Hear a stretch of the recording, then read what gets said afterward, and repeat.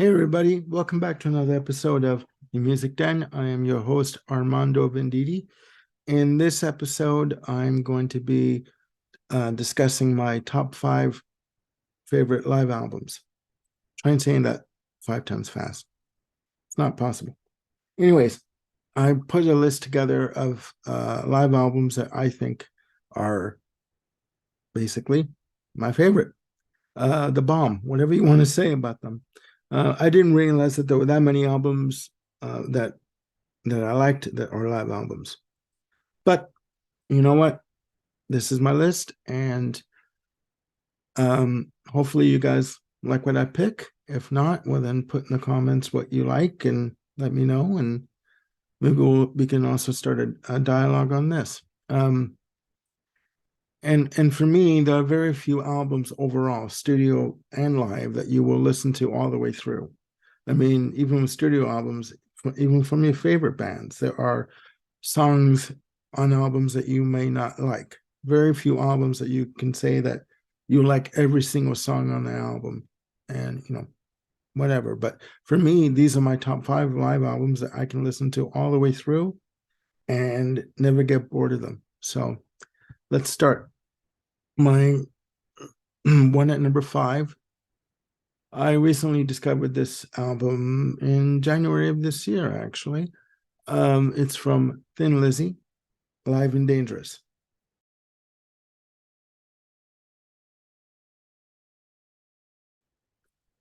Released in 1978, this album features the classic lineup of Phil Lynott, Brian Downey, Scott Gorham, and Brian Robertson. Now, this album has come under fire for allegedly having overdubs of guitars and bass. And whether you believe Tony Visconti, who produced the album, or whether you believe Brian Robertson or any of the other members, is up to you. But for me, when I've heard this album, and by the way, I have the, if you see the other video that I did, I have the Live and Dangerous Deluxe, Super Deluxe set. This album kicks royal ass, okay? From the word go, you have tracks like, obviously, The Boys are Back in Town, Rosalie, Warriors, Emerald, Still in Love with You, all these tracks that are just bloody killer, okay? The twin guitar attack approach of Brian Robertson and Scott Gorham coming at you through the speakers is just mammoth. It's unreal, unrelenting. It's beautiful. So for me, that's my number 5. Number 4 for me is Led Zeppelin. And no, not The Song Remains the Same. How the West Was Won.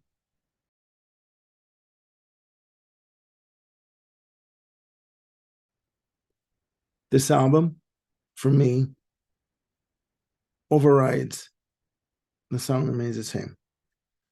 It was recorded in 72 on their tour for Zeppelin 4. It is a triple CD set containing 18 songs. All the classics are here, but they're presented in extended jams. For example, Dazed and Confused goes off into a medley featuring Walter's Walk, etc. It's amazing. You have Immigrant Song, Over the Hills and Far Away, all the classics, but they're done in such a way that they're not truncated. They're not altered. You hear what you are meant to hear on this album. I wouldn't care if it was 4 CDs, because that is what they wanted you to hear. So for me, when this came up for in the stores, I nabbed it. And I will put this on over The Song Remains the Same. I mean, I have The Song Remains the Same. They reissue with the full concert. But to me, this album, How the West Was Won, beats it hands down. Okay. Number 3, Kiss Alive.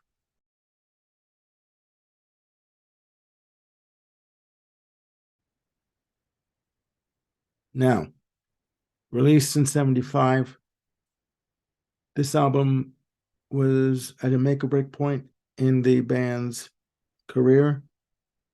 Casablanca Records was going broke, and they figured if we're going to go broke, let's go for broke. So they released a live album of their entire 75-minute set, and it took off like crazy. My neighbor Eddie Guerra in Toronto, was a big Zeppelin and Kiss fan at the time. He lent me his copy, of Kiss Alive when I was 7 years old. Okay. At 7 years old, you really don't grasp the magnitude or the significance of certain albums because you're just you're learning as you grow. You know what I mean? So once I listened to this album in my teens and in my 20s and 30s, I got to realize that this album for me was just fantastic. Again, overdubs or not, because it's been widely touted that, yes, Kiss went in and redid some guitar and bass parts and vocals. Maybe they should have kept the mystique. I don't know. But this album, live or not, overdubs or not, this album is fucking killer. I'm sorry, it is.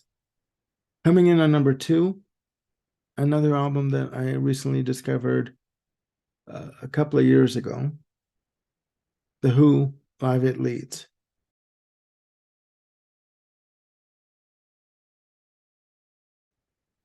Now, this album was recorded in the UK on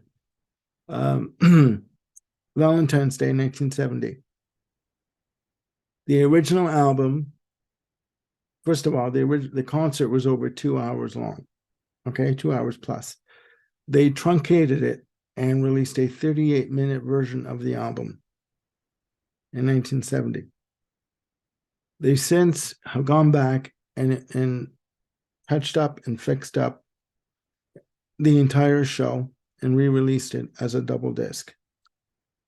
The first disc has songs like, actually, the one song that it leads off with is a track called Heaven and Hell that was written by John Entwistle, but was never released on an album, a studio album.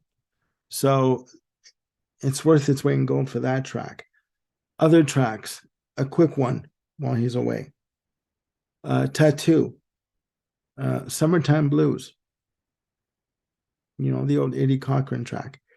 That's on disc 1. Disc 2 contains the entire performance of Tommy. Now, there are other versions of this, 40th anniversary edition, 4-disc version, which the 4-disc version contains Live at Hall. But I have the 2-disc version, and I think it's just amazing. It's great. Coming in on number 1, big surprise, Queen, Live Killers.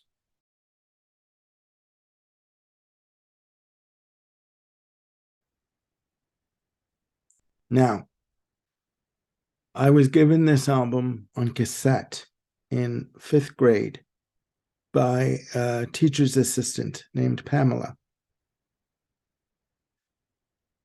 She gave me the disc. She gave me the cassette because she only liked Bohemian Rhapsody on this. Now, I gotta tell you, listening to this at 12 years old and just hearing it and thinking, okay, it doesn't sound like the way it does on the albums. But you know what? I didn't realize being 12 years old that it was going to be different. So once I got used to it, I fell for this album. I listened to it ad nauseum. The album was recorded on their jazz tour of in 79. So the bulk of the tracks that make up the album are done in Germany. This album, from start to finish, kills. You know, you have, We Will Rock You, the fast version. Let Me Entertain You. Death on Two Legs. I'm in Love with My Car. Killer Queen. Bicycle Race. Now I'm Here. You have a 12-minute version of Brighton Rock, which features Brian May's infamous guitar solo. You have Don't Stop Me Now. You have Freddie doing an improvised a cappella version of Mustafa.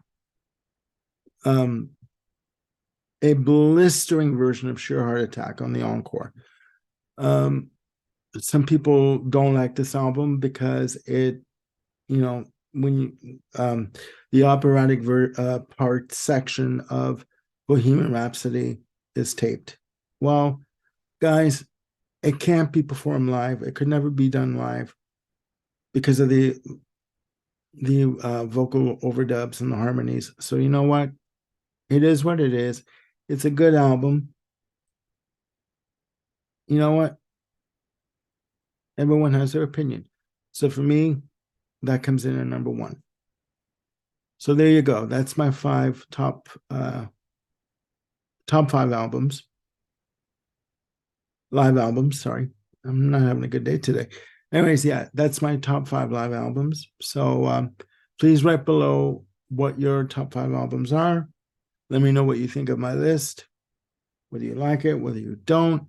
Everyone has an opinion, and please click like and subscribe down below and hit the notification bell so you can keep on top of all the programs that I've got coming up on the channel. That's going to be it for today because, again, I am under the weather, so I'm just going to take it easy. But anyways, you guys have a great day, and I will be posting very soon, and I hope you guys are doing well. Take care of each other and yourselves, and we'll see you soon. Bye for now.